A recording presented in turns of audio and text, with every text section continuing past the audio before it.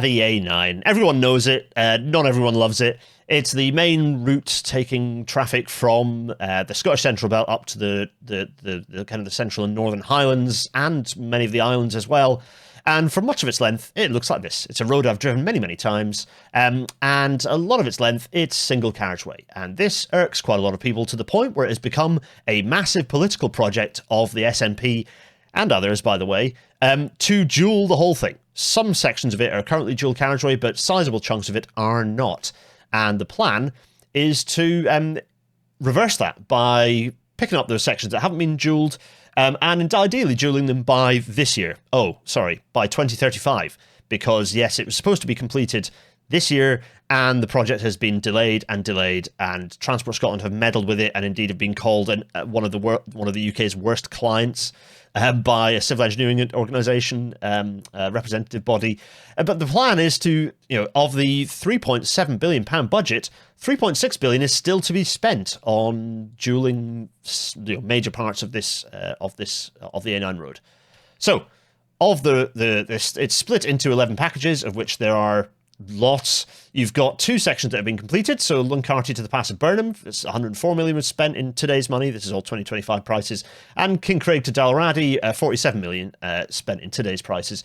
And you can see some sizable chunks of spending still to go. We've had 10 years of construction, and we've only delivered 2 packages of construction in that time. So not great progress, really. Now, here is a fine picture of the gorgeous Killiecrankie Pass, with what is admittedly a pretty stunning bit of civil engineering of the dual carriageway running along the side of the hill here, Killiecrankie Viaduct.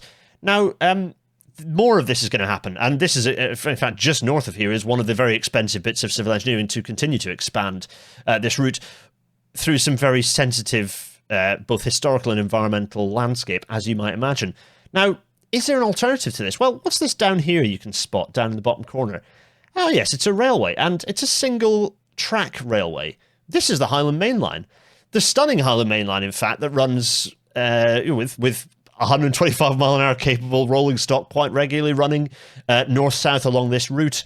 190 kilometres of railway, of which 130 kilometres remains single-track. But it's right there. It's a fine piece of civil engineering.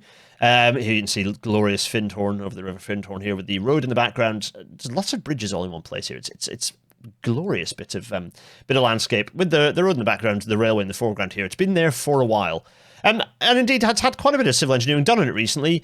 There was an extension of the loop at Pitlochry, extension of the platforms there, so some major work at Pitlochry. But ironically, much of the major civil engineering work on the line has actually been driven by the dualling project. Here you can see a very decidedly single carriageway, or single track bit of the railway being dug up for a larger. You'll notice double track capable kind of road crossing being put in underneath in readiness for the construction of the dual carriageway A9 through here. So kind of a lot of things that we're talking about a mainline railway that is being left to be single carriageway for much of its length, while the big road is dualled, and as we know, and we might get into later, doesn't actually solve any major problems. Now, I've been asked the question, what could you get for the rest of the A9 dualling budget? What could £3.6 billion get you on that railway? Well, as a railway engineer, I could give reasonably accurate ideas of what some of the things would cost that you could deliver on the Highland mainline that would actually achieve quite a few of the outcomes that A9 dualling is said to want to achieve, but absolutely will not. One of those is continuing electrification of the railway up from Dunblane, where it connects into the rest of the Scottish Central Belt and the rest of the UK, up to Perth. That would cost about 400 million. You can then extend the wires on the existing railway without adding any extra double track for about 1.1 billion pounds. So getting the wires up to Inverness, giving you the ability to run fully electric trains, electric intercity trains right the way up to Inverness, essentially putting Inverness on the proper intercity map. So that means it's about 1.5 billion would give you electric wires all the way up to Inverness. Now, what would that give you? The electric trains means that you can run many more trains on the existing railway because they can get up over the several large hills on that route. So you can increase the number of trains running. You can also get trains. I remember sitting on a diesel 170 basically stalling out by the time it reached Slough, coming up from Inverness, because it's such a steep hill. The performance of those trains is rubbish. The newer trains with their bi-modes underneath, also not great. Electric wires would allow them to be pretty fantastic, meaning you could get many more trains, many more people running up and down that bit of railway. But what else? You have a largely single track, or significant stretches of single track railway. How much would it cost to actually fully double the 130 kilometres of single track on the Highland mainline? Well, it cost about 2.6 billion is how much it would cost you. And so if you took the 2.6, having spent the 2.6 billion, you could then wire all of that. So from Dunblane to Inverness, so assume that you do the doubling first and then wire the whole thing. So you get wires from Inverness right the way south to the rest of GB. That would cost you 1.9 billion. So for, what is that, £4.5 billion, you could fully double and fully electrify the Highland Main Line and plug it into the rest of the railway network, giving you the potential to massively enhance the capacity on that route and delivering all of the required benefits that you want from dualling the A9 by pulling traffic off that route, passenger and freight and goods traffic. So there are massive opportunities there. So for 4.5 billion, you can deliver quite a lot indeed.